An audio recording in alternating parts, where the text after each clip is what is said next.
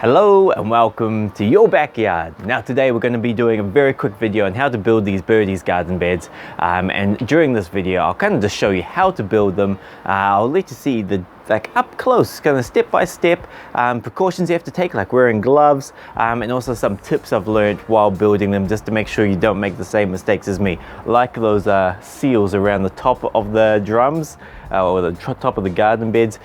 There's a weird kind of trick to getting those right, which I can show you. So without any further ramble from me, let's get into it. Okay, step number one, wear gloves. So there are a lot of sharp edges, especially up in the corners of the panels before you stick them together. So sharp gloves, and make sure you got enough space to work when putting it together as well. And I might later, but also one thing you should be aware of is making sure the area where you're going to put your garden bed is level and also has something like gravel at the bottom, just to make sure once you have your garden bed in place, there's going to be drainage. Otherwise, if there's a big storm, you get your garden bed, like if it's like this one, will just act like a big bucket and fill up with water, kind of flooding out the roots of any kind of plant you have in there.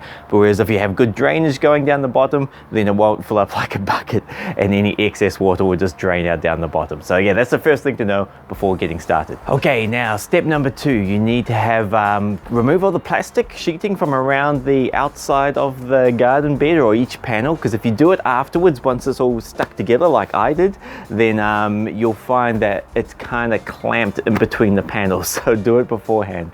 Now also, when you start to put it together, first loosely put the nuts and the bolts in, just loosely, and then you'll tighten them later once they've all been laid in place. And make sure the bolts are on the outside and then the nuts and the washers are on the inside, like where the sewer is going to be. So you can only see the bolts sticking out the front, which is visible. Okay, now next step is, once you've got them your row of like bolts all loosely put in there, then next step is to tighten them up. So panel by panel, don't do it all at once, panel by panel, just tighten all the nuts and the bolts using this to kind of hold the nut on, or wing nut. I know some have wing nuts, some just have nuts like my one.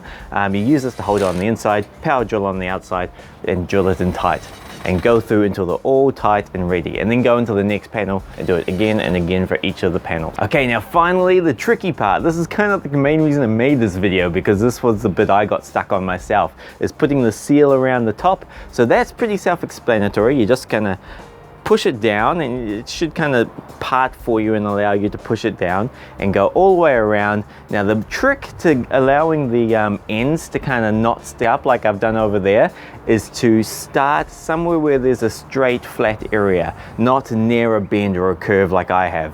So if it's so if you're somewhere like